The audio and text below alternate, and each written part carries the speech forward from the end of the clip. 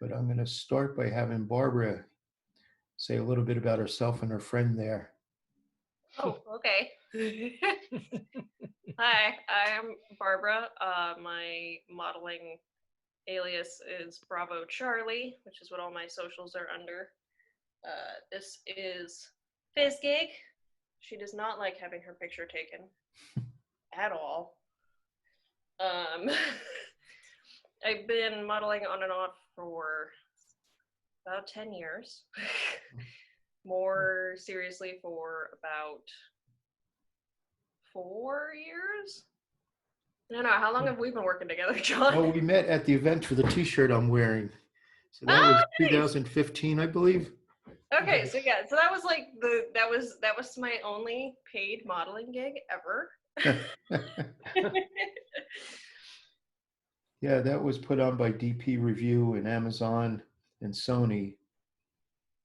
And It we was a had our fun little, gig. yeah, we had our little setup on white seamless in the back corner and let people take pictures with the Sony cameras and gave them memory cards. That was a lot of fun. It was. And our other guest here is Lissa. Want to say something? Guys. My handle is Emerald Lady. I've been modeling since 2003. So when did I release? In 2010, I kicked it up a notch and went from just doing runway to art modeling, nude modeling, and just divided into all the aspects of being a model. So you do life drawing too? Yes. Oh, very nice. I actually am the model coordinator for DigiPen and work with about 25 different models and all that kind of stuff too. Yeah. Very cool. That's something I don't do runway because I am 5'4" at my In tallest. Seattle, it doesn't matter your height. I have noticed that, but still, like, I never got into it, and then I didn't have the skills for it, and now I'm, like, not the right anymore. The whole thing is that right now the big movement going around is welcoming all body types.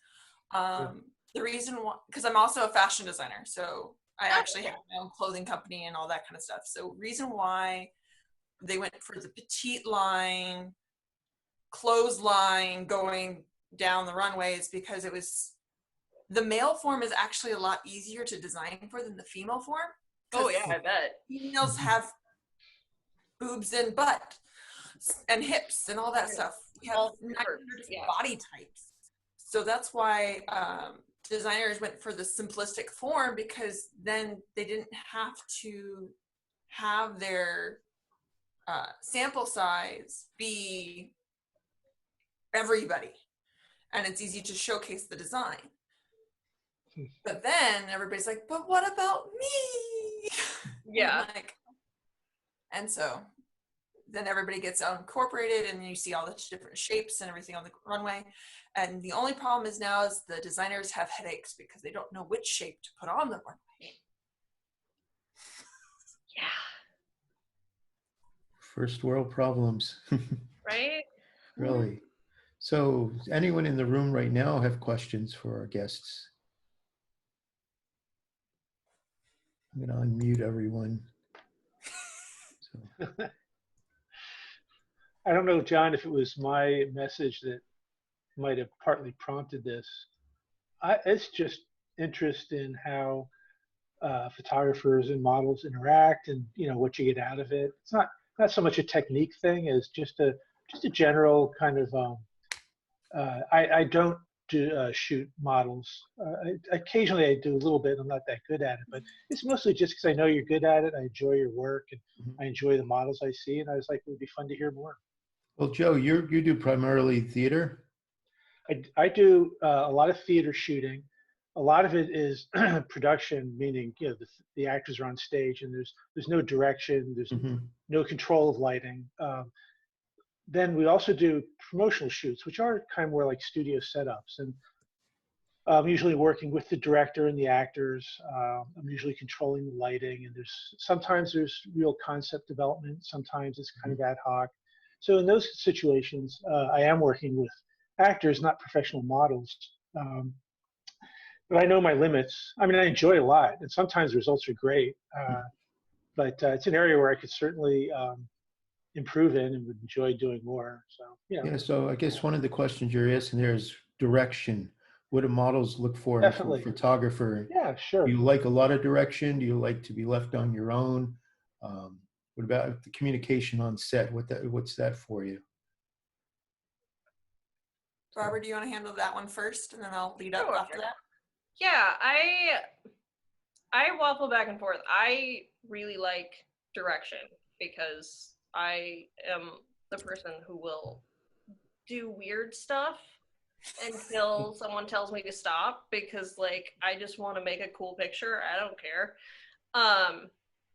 So I like someone who's like, hey, why don't we try this? Or I especially like, one of the things that I was going to bring up today is the fact that I've worked with John enough that I've gotten the same direction from him enough times that now I give it to myself. Because like It's when I work chin with down, John, nose towards the light. yeah, chin down, just chin down a little bit. Every time, like I will pose and then I will go chin down a little bit, Barbara, and I will take my chin down just a tiny bit, and like it's there now. So those are the kind of things that I really like, because it's those things that take the picture from okay to actually really good Yeah. most of the time. I'm going to share my screen while you're talking. Ooh. Oh, nice. You're talking about. I'll do the weird stuff. That was me and my ex-girlfriend just like doing weird stuff with my face. Chewing on pearls, you know. Wow, it's nice. Good shot. More serious. That's a really fun shot. Yeah. Oh yeah. Oh man, the egg was fun because it rotates on you. But I really like it to be a collaborative process when it comes to the concept and like what we do with it. Like the green dress shoot in particular, like John came to me with like, hey, I have this green dress I want to shoot. And I found a friend of mine who's a makeup artist, and I was like, hey, my friend John wants to shoot this dress. What would you do with my makeup for it? And she came up with this cool gold look. And so like the combination of all of our efforts, and then you know, I had fun flipping my hair around and doing cool stuff.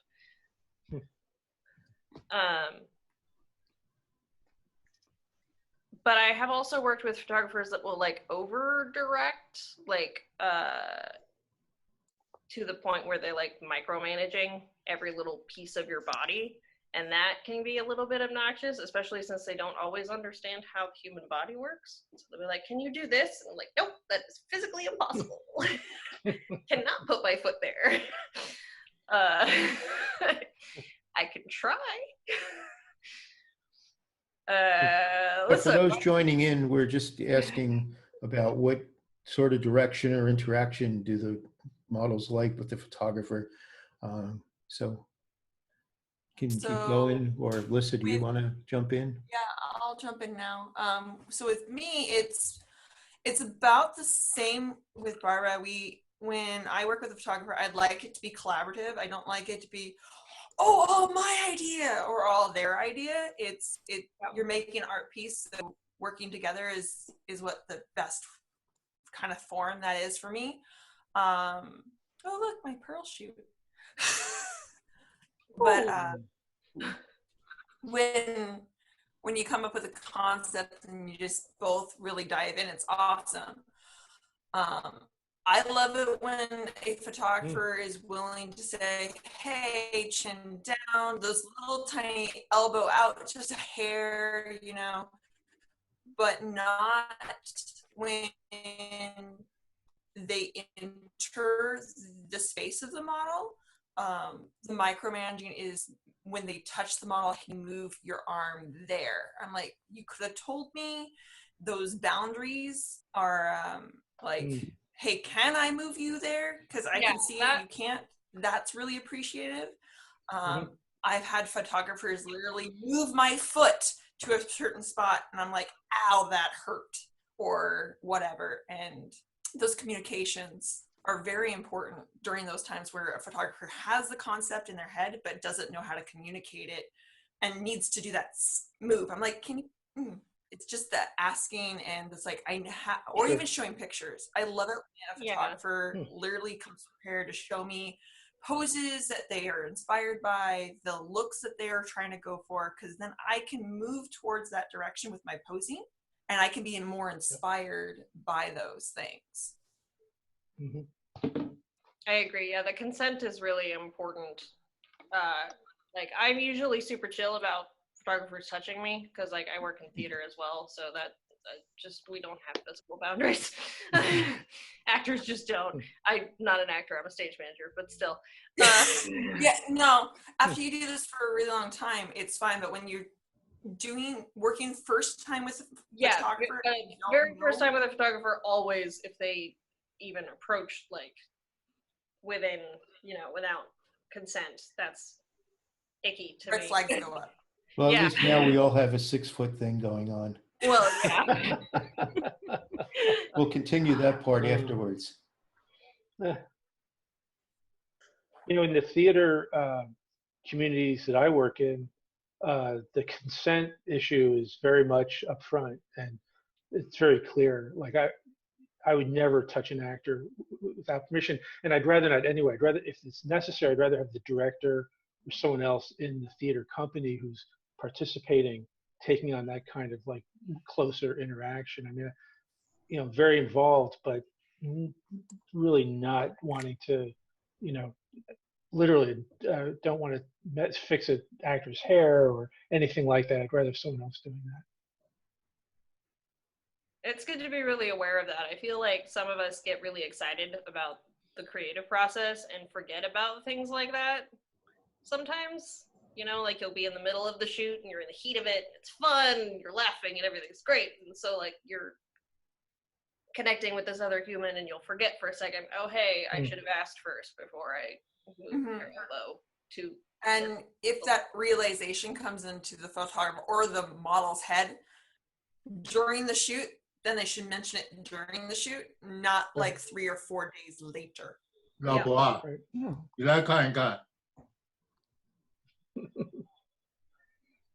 Because I've had photographers say, hey, I'm sorry if it was awkward. I'm like, it's okay now, done and over with, but it's not okay during the shoot.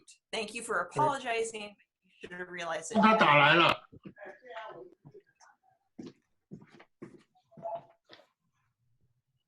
Right. So some of the folks have joined in. Questions, feel free to unmute yourself and yes, some questions here. Sarah, I see you have a friend with you too. Oh, constantly. He's great. Oh yeah, mine has sunk down out of frame, but she's here. I'll see if I can find Winky, bring her over so you can get a look.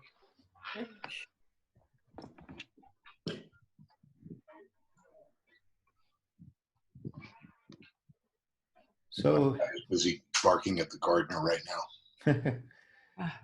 how is the best way for photographers to reach out to a model that they don't know yet? Are you on sites like Model Mayhem, or do you like through Facebook or an email, or how do you like a relationship to start? I tend to do Facebook or Instagram for that, just because it's where my portfolios are. I don't have Model Mayhem or anything. It's tricky because, like, messaging someone you don't know is always weird. But generally, I find it incredibly flattering. It actually doesn't happen to me very often. Okay. Yeah, you and I met in person first, so that was a little different. And then you sent me an email, and I was still massively flattered. Listen, how about you? with me, I get in a lot of different ways of communication because I have email, I do Instagram, I do Model Mayhem. I actually have veered away from Model Mayhem. Mm-hmm. Yes, I have a portfolio. Yes, you can see some of my past images on there. But since the community itself has migrated mainly off Model Mayhem onto Instagram and having Facebook pages, that has been like a dying art to me.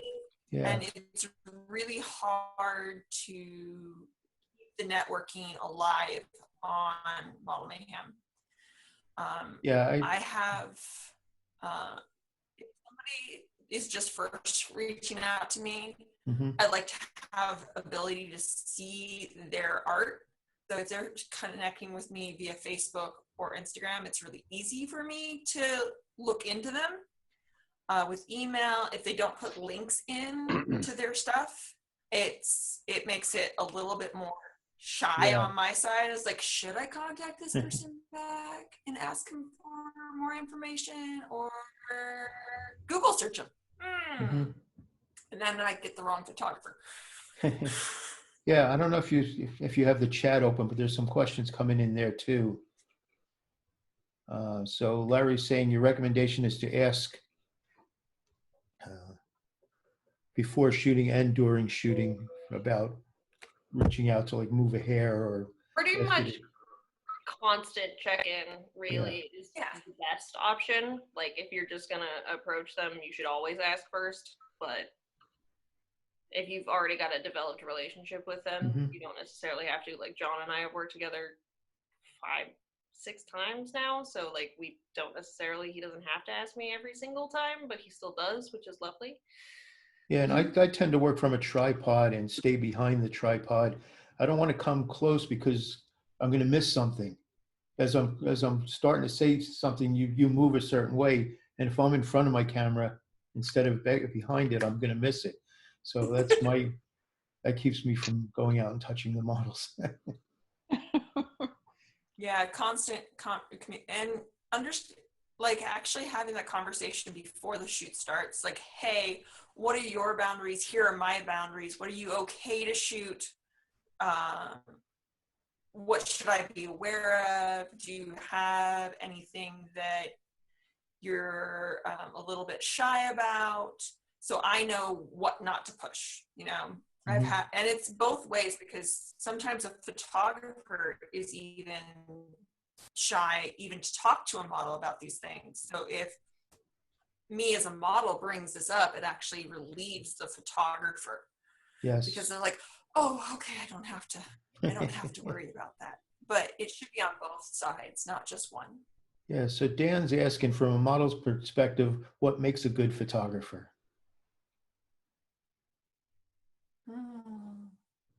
That's tricky. That's hard. I always go through their portfolio and I look for, you know, the basic technical skills first, but also just like the vibe and the feel of their photos and like whether or not they're willing to go outside of the like full frame, head to toe, like very square, very straight on pictures, you know? Like, I give me a Dutch angle, just one. Or, you know, shoot from... For those who don't know, Dutch angle is twisting the camera side, a little tilt to it. You know, I just, as long as they're willing to go outside of the, like, very square box and thing, or even if I don't necessarily think that they have, like, the best technical ability, but I like the kind of art they're making, then I'll go for them. What about you? It's two sides. Like, I am a big lover of lighting. Like, you can have anything shot in amazing lighting and it will be gorgeous. I'm just a fan of lighting. Anybody have lighting skills, then I'm like, can I work with you, please? but also I like the idea of having shot outside the box, you know. So, you know, if they have a really cool concept, I'm really usually like, oh, sure, I haven't shot that before. That sounds amazing. Let's try it and see how it works. But it's always like, which side do you want to be on this? And if it's creative enough, because how many times has a photographer shot somebody straight on portrait style and same normal lighting? You know, a little bit more creative is always a pull for models that have been in the industry longer. So Larry's asking how to search for models. I guess that's more for the photographers. I'm lucky in that I get people reach out to me quite often. Instagram is a tough one because I don't know if it's just my account, but I'm often not alerted of incoming messages, private messages. You know, sometimes it shows up in the corner that there's a message waiting. Sometimes it doesn't. You know, I've noticed things a week or two later that have been sitting there that I never got notified of. So Instagram is always a tough one for me. Other photographers want to jump in and say how they look for models? As I said earlier, most of my work comes from the theater community. So it's, you know, you meet a lot of people and one thing leads to another. It's more personal connections rather than going out and finding somebody on the internet. Is there anyone here that does look for their models on Instagram or Facebook? I have. I've Fred. used. Hi, I'm Fred. I've worked with Alyssa and Barbara. I've used a lot of Facebook. Model Mayhem has sort of died off as for the website. I wouldn't use it as much, but I'm noticing that on Facebook and Instagram have been pretty. The requests have been pretty solid. Just today, I've had probably 2 conversations on Instagram.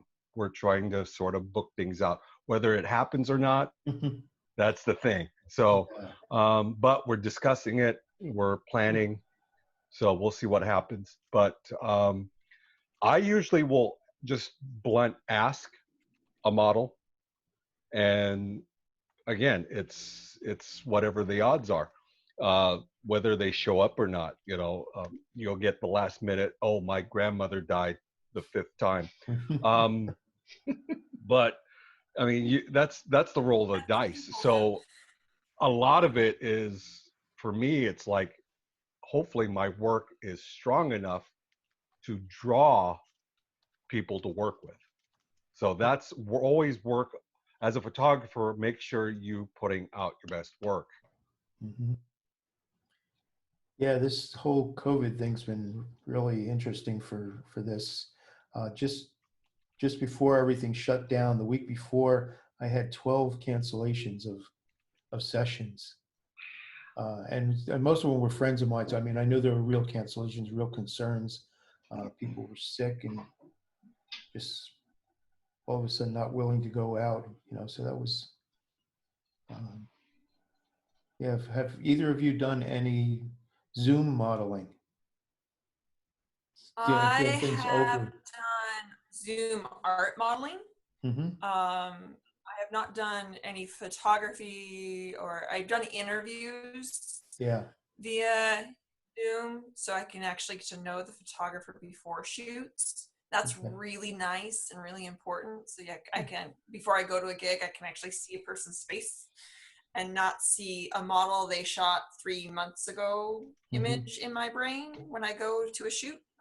So an introduction to Zoom is really actually a great idea.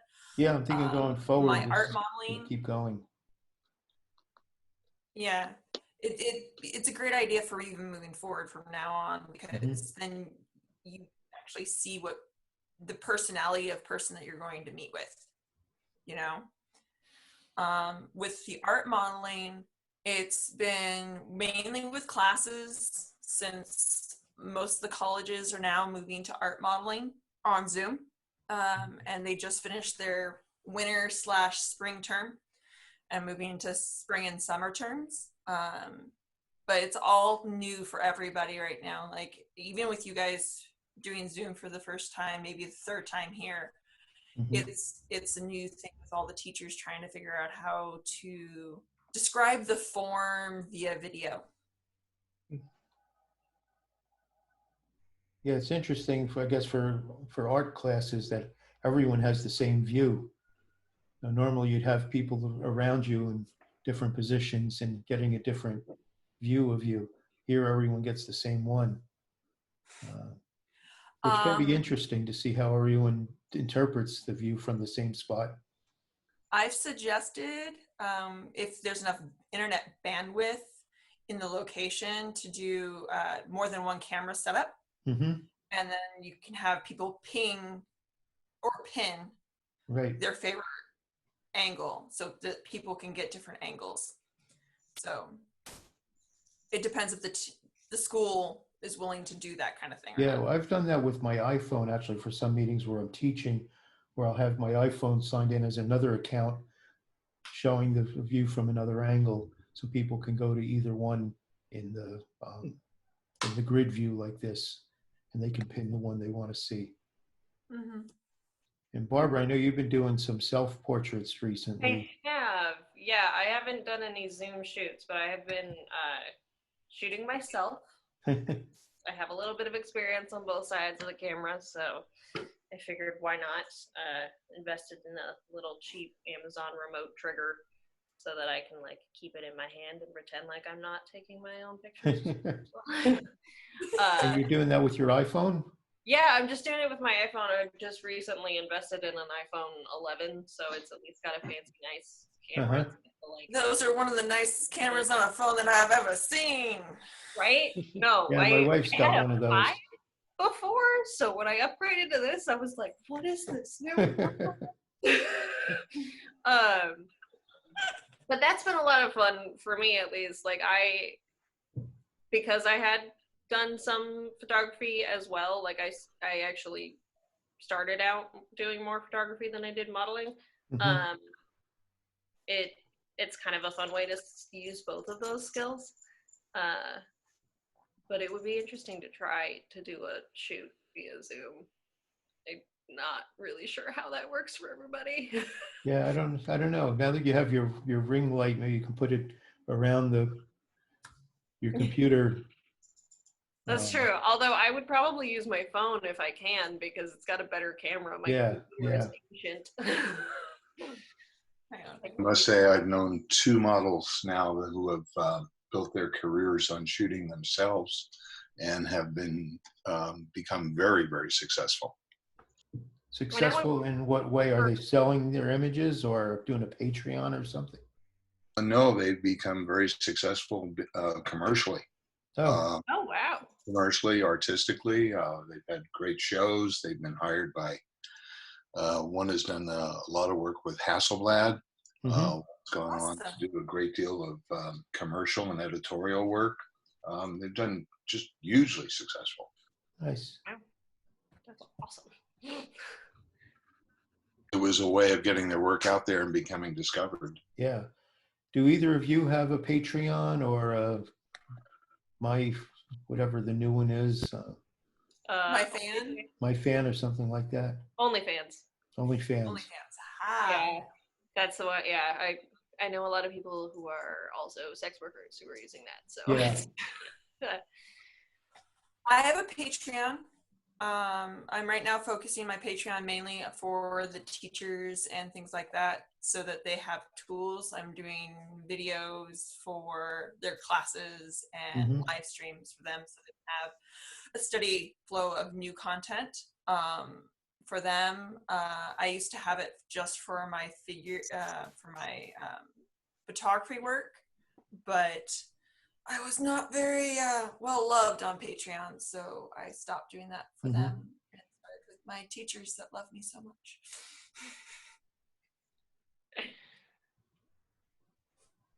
So yeah, good. I don't feel like people will pay for my work, so I haven't bothered to try. You never know. So Geert, you're in Germany. How is it working with models there and finding them or them finding you? Yeah, for me, I normally do it by the community we have over here.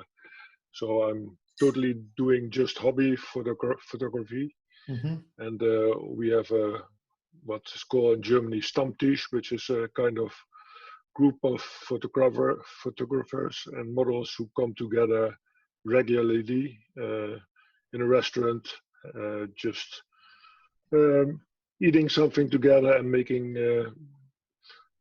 crazy plans, and then just forming groups of 3, 4 photographers and models, and then go out shoot and do different things. Of course, the last few months we didn't do anyway very much, but as soon as it's possible, we'll continue with that. And it's I think it's also very nice to do things together with all the other photographers, because you can learn a lot from each other, and you always have an assistant who has an idea what to do. Yeah, have either of you worked in group situations where you have multiple photographers? Yeah, and also multiple models. We try to if we do some things, we try to keep them in balance. Yeah. So not 3 photographers or 4 and 1 model. That's mostly rather awkward. Yeah, it's always tough to, who do I look at? Who's directing? Yeah, try not to get people shooting over each other's shoulders. Yeah. I actually have been doing almost every month the Royal Flash styled evenings if you're local, which is a studio putting on a like completely styled event where we get like, it's usually 4 to 8 models, and we pick a theme and we make sure that everybody is like, we get a couple of professional makeup artists in and make sure that everybody is like fully set in the theme and looks the way for everybody, and then we just spend a couple of hours in this big studio with like 6 or 7 different shooting areas, just like rotating around. A lot of the models will throw on 5 or 6 different outfits throughout the night. Like, we're doing all sorts of fun stuff. But it is always really interesting because, especially right at the beginning, there's always that awkward moment where like all the models are standing around and all the photographers are standing around, and you're like having a high school dance. How do we start?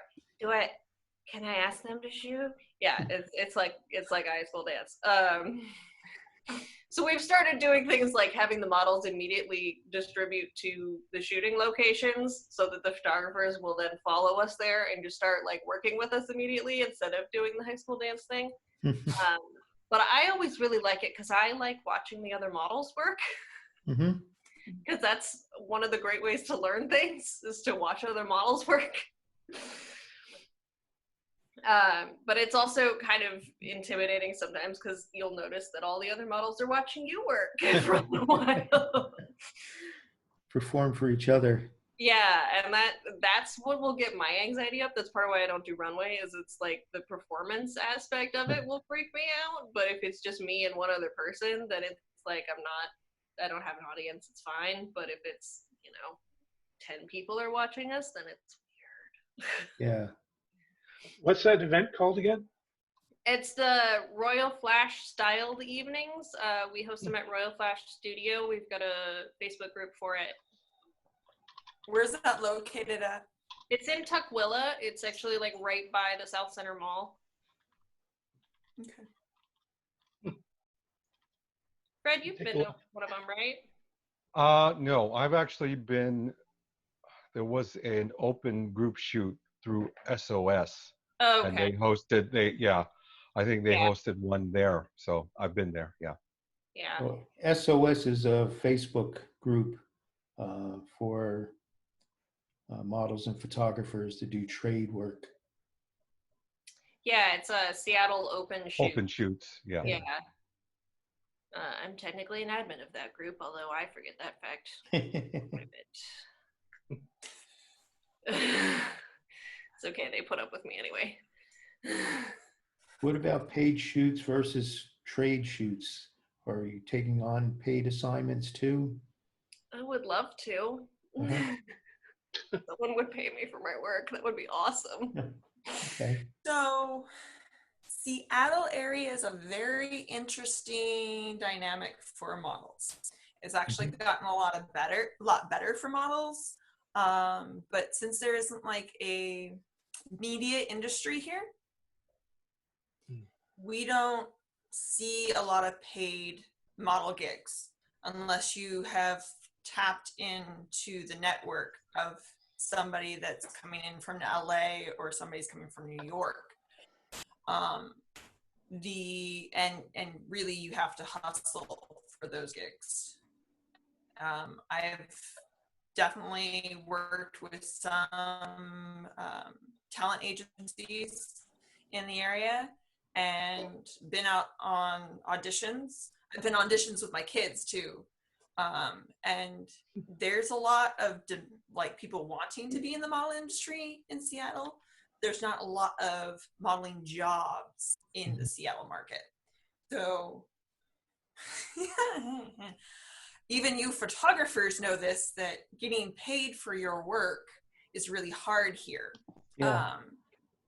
In like the hubs of the United States, like New York and like LA and Hollywood area, it's a little bit easier, but still it's an art industry. So people say, oh, it's artwork, so you don't really have to do very much. And then I want to shoot them with a shotgun. I want them to experience my sore muscles after a shoot. Yeah. I mean, it's tough. Every once in a while, someone gets in front of a camera that hasn't before, and they realize, wow, this is really strenuous. It's a workout. Yeah, no. Well, after you've been clenching every muscle in your body for the last hour, then we can talk about how it's not working. Well, I've talked to new models because I used to teach modeling to teenagers and young adults, and they're like, oh, I feel sore the next day. And I'm like, good, that means you're actually modeling and not just being there. You're learning to tone those muscles and hold them in positions to make you feel awkward, and then it looks like a really beautiful photo. It's true. yeah, someone had posted in the group earlier in the chat. Let's see. I think it was Mike that, I'll try to explain what I'm looking for. If they're not quite visualizing it, then he'll demonstrate it. That also shows that it is physically possible and safe. One thing is like working with models that actually do something else other than modeling, like yoga, dance, acting, is a great thing because they know more about their bodies.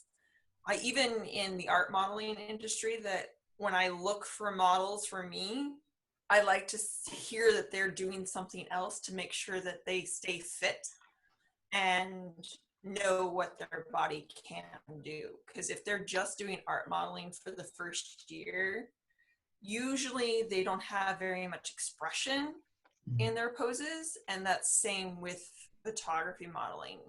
At least than when I see somebody posting, I'm like, oh, you're a dancer, or, oh, you're an actor, because you know how to do actual facial expressions and things like that. So I was going to ask if working with dancers, if that has any particular pluses or minuses.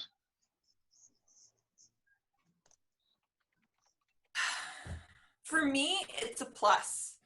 I love working with dancers because expression is easy. They know how to put energy all the way to their fingertips, because I have a little bit of a dance background. My fiance used to do ballet and ballroom.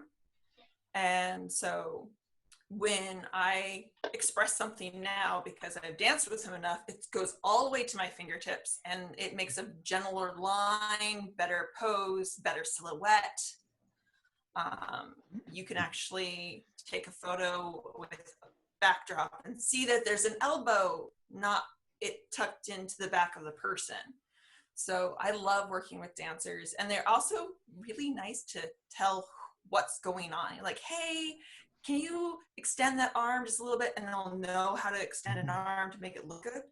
Yeah, extend it And same without with actors. hyper They extending. like, hey, can I have a little bit more jaunty face? I don't know what jaunty means. Yeah. I have like the tiniest bit of a dance background because I was in ballet classes from when I was like 3.5 to like 9-ish. It was the year before they started toe shoes that I dropped out. I was like, nope, I'm not doing that. But it does mean that like I have some of those things still like naturally in my body. Like I will get ballet posture. I do ballet fingers a lot when I'm modeling. Yeah. Like ballet fingers are very helpful. But I was gonna say one of the things that I find incredibly helpful when I am modeling is having music playing in the space. Especially if you're trying to get a specific attitude or like feeling in your poses or your facial expressions from your model, having music that fits that vibe is so nice. How loud on the music though? Because sometimes some of us photographers stay behind the camera and we talk like this and you can hardly understand us to begin with. And then when we put music on, it's you put the speaker next to the model, not next to the photographer. Yeah, that helps. And it just needs to be enough that the model can hear it enough to like tune into it and feel it and move with it. Because like I know that my flow is always better when I've got something to move with. And I certainly get better facial expressions if I am emoting with a song. But it also helps the nerves when somebody's nervous to have music in the background, because then it just brings on a general feel of relaxation. And I know this music, I know this space, I've done this before, it's going to be okay. Yeah. And when there's those like awkward silences when you're just when you're flow posing and they don't have to give you notes and nobody's talking, makes it less awkward and weird to just have quiet. Until recently, I'd let model would come in with their phone or something. We can plug it into my system. But now that Apple's gone away from the headphone jack, it makes it a little tougher. Maybe something for the models. If you're going to bring your phone along, bring some sort of adapter cord that can plug into their sound system or something. Absolutely. And I even will, if I'm like putting together a specific concept that's like mostly mine, I will build my own playlist for it too. Because I know that that's what I need to produce the work that I want to make. And with me is I bring a Bluetooth speaker. Yeah, I have one of those. Sure. Sometimes you're going to be out on set somewhere and you're not going to be able to have a speaker system, so just having that in your kit.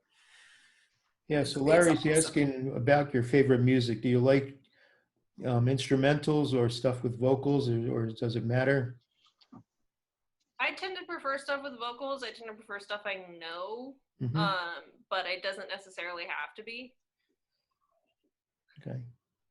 With me, it just depends on the mood of the set. Yeah, I really do like music that has emotion in it.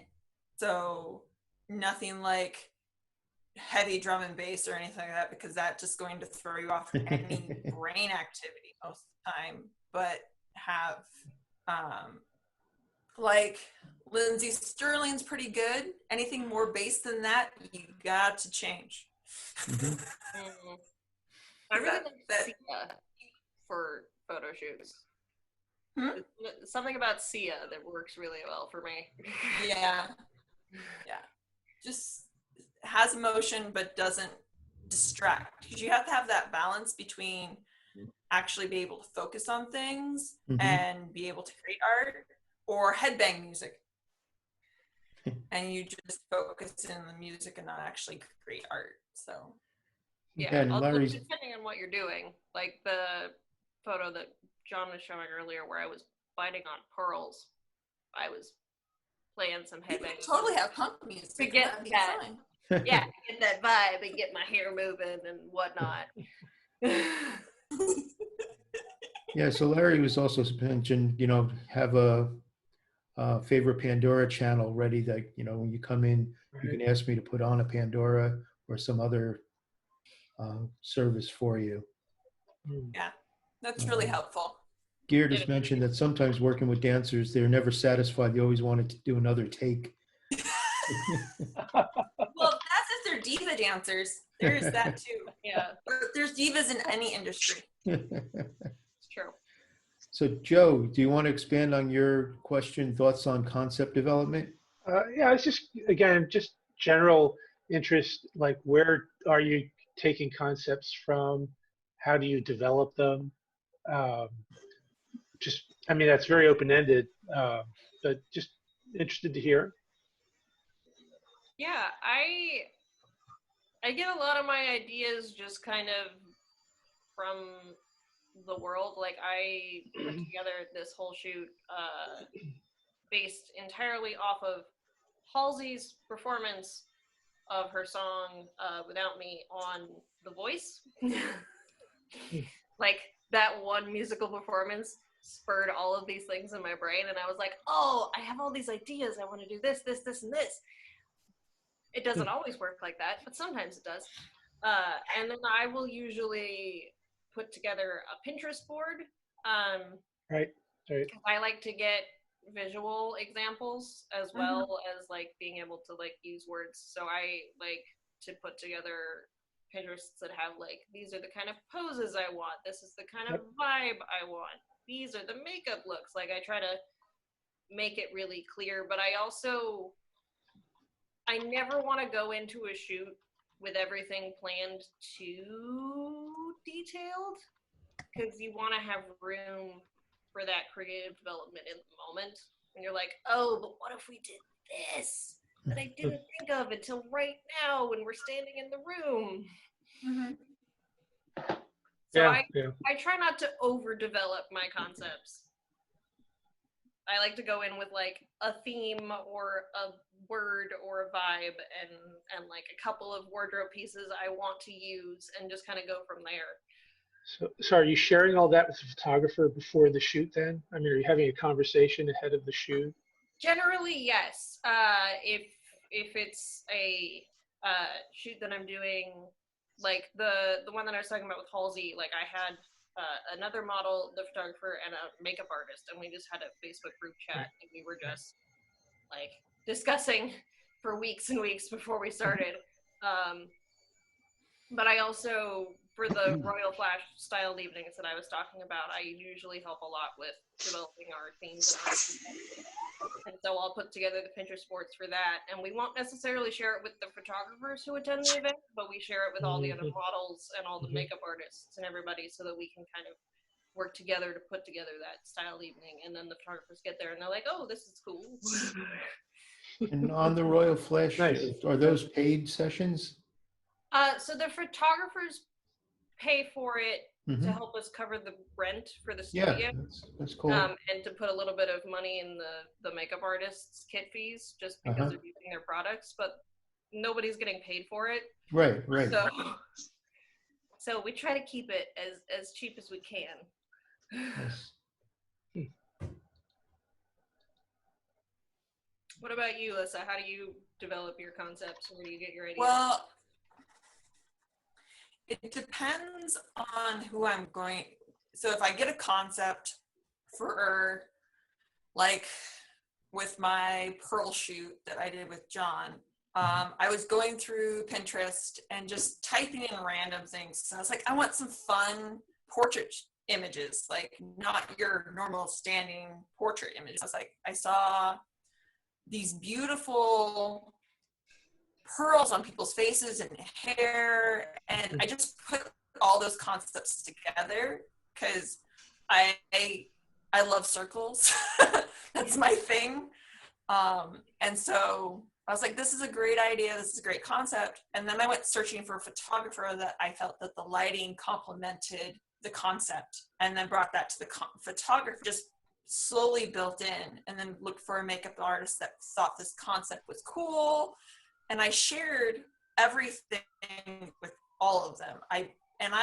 With shoots that I have the concept planned, I try to cover as much of the costs as possible, because if I'm not paying the model and not paying the photographer and not paying the makeup artist and we're collaborating, it shouldn't be on them for my concept. And so if it's their concept, that's a dialogue that we'll have to have beforehand on paying for what is being provided. Because makeup expensive, costume is expensive, making sure the hair is right, it's expensive, your light's expensive, your time's expensive. So you gotta know what is actually provided by each person and what each person's wanting to. So I've also done, when I can, have put stipends towards the photographers and the makeup artists for their supplies as much as I can, because I do elaborate shoots. Like I did a bathtub shoot when I was pregnant, and I bought the whole wardrobe, I bought all the flowers, I bought all the makeup supplies and all that kind of stuff. The only thing I couldn't cover was the hotel cost. And since it was just the photographer be able to have points, he paid for them and covered it. And it was how we collabed for that and made sure everybody was happy. So. Yeah, I feel like that's very important. The ownership and the distribution of costs, both points that you were making, because that does make a difference. Like I've had photographers come to me with shoot concepts that I'm not particularly interested in because I've either done it before or I've seen it enough that I don't really want to do it. And then I have to have that like cost benefit analysis in my head. Like, do I want to bother with the gas and the time and whatever I have to spend on wardrobe for their concept? Like, so you have to make sure that when you're approaching models that you're giving them something that makes it worth their while, I guess. The outside image as well as the cost analysis. You got to think, what are you looking for? Is it worth? Because you're also pulling the models from different locations. Like I'm up in Arlington now. I used to be a Seattle-like girl, and that travel is an hour and a half to 2.5 hours to me getting to Seattle now. Wow. But if good enough photographer, it's a good enough concept, and if it has passion behind it, I'll take that drive, no problem. Mm-hmm. Yeah. And I don't worry about it, and I don't mention that cost because it's my decision to make. That brought up another thing. What about escort or having someone with you? The first time you work with someone or every time you work with someone, what's your policies there, or how do you feel about that? I usually don't tend to bring an escort. Uh-huh. I have in the past, depending on who I'm working with. Like I worked with somebody for the first time in their house, and I had never been there before, and I'd never met them, and I was like, I don't feel super safe about this, so I brought somebody with me. Yeah. But it always feels weird to me to drag somebody along, because if they aren't involved actively in the shoot and they're just like sitting around, then I feel bad. Like, Well, I know your partner, and I always ask for him to come anyway. well, yeah, I mean, Bo always comes and hangs out with us, yeah. but like, and he likes to read, so he doesn't mind if he reads,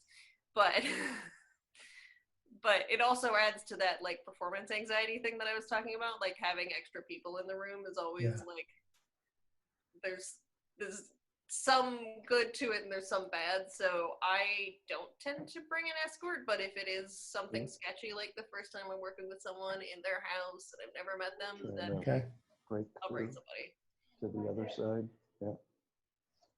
Yeah, with me, I don't bring escorts because sometimes they're just a distraction, and it's a distraction to the photographer and it's a just been that distraction to the one model. spot. I don't like if I brought my boyfriend to a gig, I don't know what expression they'll like be on the side of the road. It's like, oh, look, I'm cute. And I'm like, no, I don't need that. This is a professional gig. I'm supposed to be working on making art, not hanging out with my significant other. There has to be a line of boundaries there. I do agree with Larry. He mentioned that doing a Zoom meeting beforehand would be a good idea to break some of those worries and be able to have like a one-on-one session with less stress. Beforehand, I would suggest a coffee date. Like, hey, let's go get coffee together and see if we actually want to work together before we sit down and do something in your house. Great. I see we have a new person in, Pam. I don't know if you have any questions you want to bring up, or are you just in to watch? There. Sorry, I'm got my day job. I'll just listen for now. Okay, great, great. Looks like Joe's got another question for us. How often are written contracts used rather than verbal agreements? I don't have my own image release, and I really, really should. I'm really bad about it. I'm very trusting, and it's terrible. But I think there should always be a written contract. I just am really bad about it. Mm-hmm. I've lately been working without doing a model release, because then I can't use the photos commercially or anything. And if something comes up, then I'm forced to ask the model at the time. So just having a blanket release at the time, I think sometimes I feel is unfair to the model, because they don't know what's going to happen in the future. So a few years ago, I always did model releases, and now I tend to be, I'll ask for a model release if something comes up that we need it for. And I'll just ask permission to post on social media, maybe Instagram or Facebook or something like that, or on my website. But if anything else comes after that, then I'll get the release from you. So I don't know, I just always felt weird about getting a model release at the beginning of a session, or even at the end of the session if we don't know where the photos are going to go yet. Right. I have done a little bit on both ends of this. When I work with a company, like a gaming company, or I've worked with Canon and everything like that, or even Creative Live, a contract is needed, because we know what the use is going to be. We want to make sure that my rights are not going to be tread upon. With DigiPen, I actually had to write 3 different versions of a contract, because we're moving to Zoom and videoing models for art modeling. So I had to actually build those contracts to make sure that the models didn't feel like they were going to get overworked or overused Or exploited, and not being paid for their work.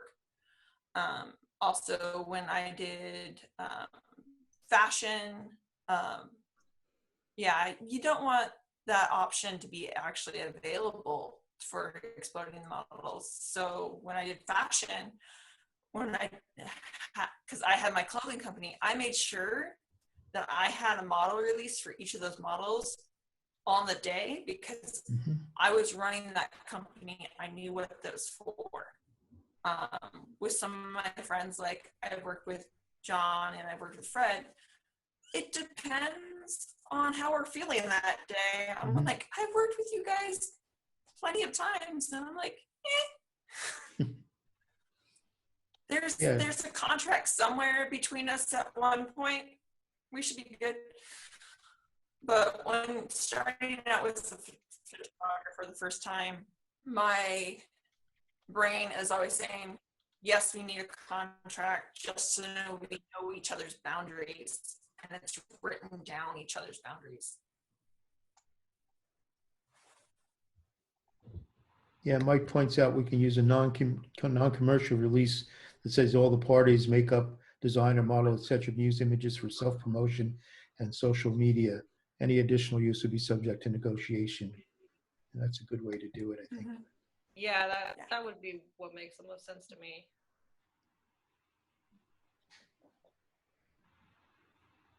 Well, we're approaching an hour here.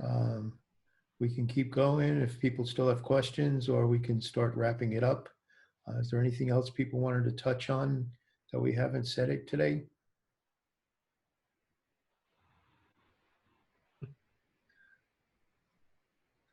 Great conversation. Well, thank you. Yeah, Do you thank guys you. get bored just shooting in a studio, or do you prefer locations? It depends. I like working in a studio for the control aspects of it, like having that much control over the light and not being out where other people may wander by and that sort of thing. But I like making weird art, so the more options that I have to do weird stuff, the better for me, personally. So I do tend to get a little bit bored when I'm in a studio and it's like, I can only do so many things in front of a blank wall with nothing else to interact with. It's true. John likes to shoot me flipping my hair. Every time we shoot, I do a hair flip shoot. Hair flip shot. I can speak. And I always go home with a sore neck. Nice. But worth it. I tend to agree with you. Helmut Newton did also. He said that something to the extent of life is not conducted in front of a gray wall. Yep. Yeah, it gets boring after a while. So having different kinds of furniture to interact with always helps. And that's when the music plays in a lot for me too. Is at least if I'm gonna stand in front of a black wall, like I can dance in front of a black wall. What about you, Lisa? It depends on the concept, really, because if we want something that has natural lighting, you want to be able to have natural lighting. So outdoors is great as long as it's a cloudy. Yeah. I love Seattle weather. Most of the time it's perfect for photography. And then studio is like, you want that dramatic lighting availability. You want to be able to have a studio, but I know studios that have swings. I know studios that have interesting light setups, black wall, white walls. I worked in a studio that actually used garbage bags for an entire room just to make sure that the light reflected off differently. It's having control, but able to mess up that control is a fun for the studio, because you're like, so we know this works this way, and that's a constant. Let's see what we can do in that constant. In natural lighting and outdoors, you can get a breeze, and that hair is not going to stay put. But you can also have a little bit more fun and carefree spirit outside doing natural. I'm an Alaskan girl, and I love going on hikes and running through the woods like an imp. And that's where I'm comfortable in. But I don't want to be an imp when there's a family of 5 coming up the hiking trail.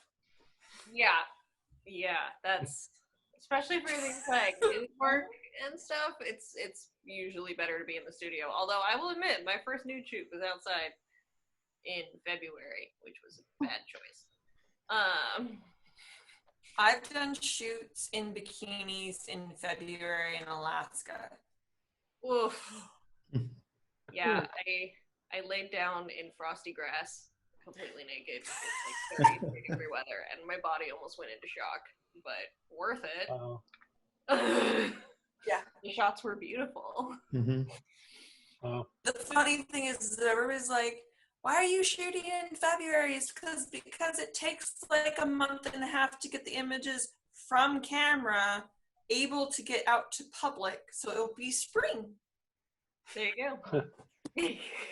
Joe, did you have a question coming in there? No, I don't. Oh, okay. Yeah, oh, that's another question then about how long should it take for photos to get to you from a photographer from a session? I know I'm odd. I usually try to have them to you before you get home. Oh yeah, I love it. I love it so much, John. I love it so much. I usually if I love when photographers will give me a preview, like if they'll do 1 or 2 photos and send those to me within like the first week, because that always keeps the excitement. Because I like to know how it turned out.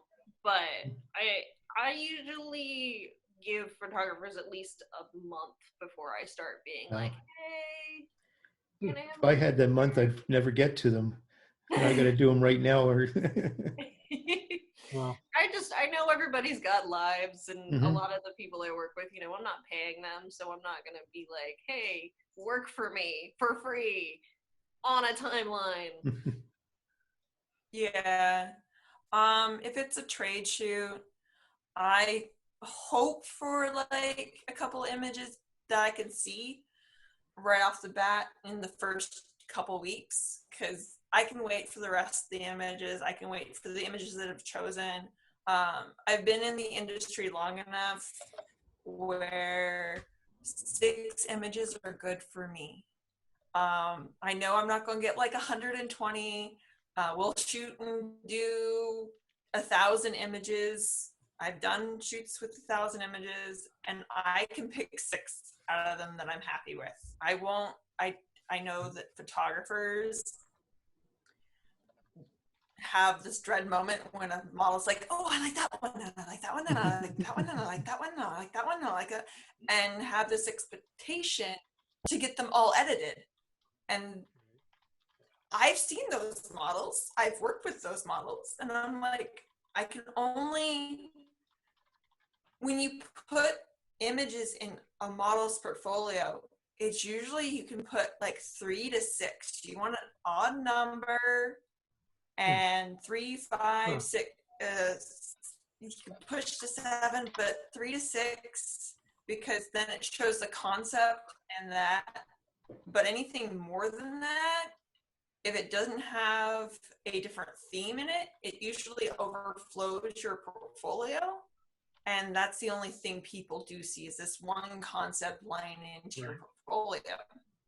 So if a trade shoot, I'm not going to ask very much, because it's a concept for both parties.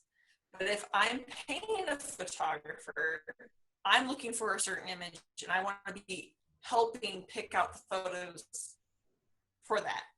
If somebody else is paying the photographer and paying me, I'm out of it. I'm like, can I get one image so I know I've done something, and show me the stuff later?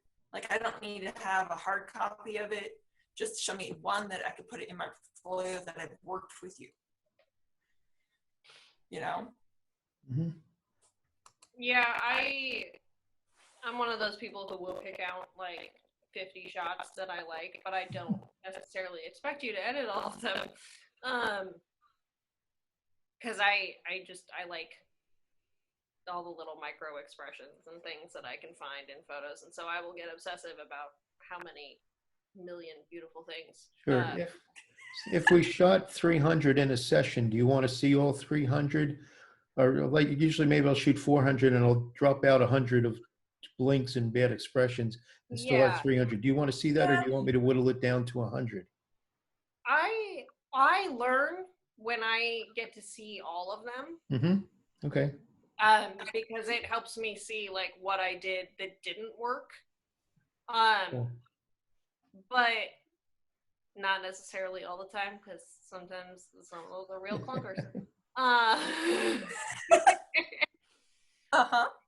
We're not pretty all the time. It happens. No, there's some lovely stone faces when you're half blinking that really. Those I'll get rid of before I share with you. You know, the one eye closed and halfway. Those things get taken out right away. But But even just the like, oh, I contorted my body a different way this time, Mhm. and it did not do good things to me. Like, sometimes it's good to see those shots. Sure, and it's always interesting how, you know, I may pick 10 from a session, the model will pick 10 and none of them overlap. Sometimes they all overlap. I almost never pick the same pictures that my Mhm. photographers do because I see myself very differently and I see very different things in pictures. Well, there's this great thing about perception, and that everybody has different lenses. So my eye sees totally different than somebody else's in color tone, light perspective, and all this other great stuff because it's a completely different lens than anybody else's lens. So what I like about myself is also something that somebody might not like about me, and what I don't like about me, somebody can really appreciate. Like, I'm not a very big fan of my nose, and people love my nose. I'm like, really? What? I love my cheekbones. So we're agreement on that one. Cool. Well, thank you. Any last minute before we close up here? Thank you all. Enjoyed this. Yeah, so That I'm was going to really be fun. doing, Thank you. I'm going to be thank you. doing meetings like this twice a week on Mondays and Thursdays at 10 Pacific time. This coming Thursday, I'm going to have food photographer Andrew Scrivani from the New York Times on as my guest for Q&A. And there's a few others coming up in the future. So keep watching along, and hopefully we'll see you again soon. Thanks, everyone. Right. Thank you very much. So long. Thank you. Thank you. Have a good Thanks. day.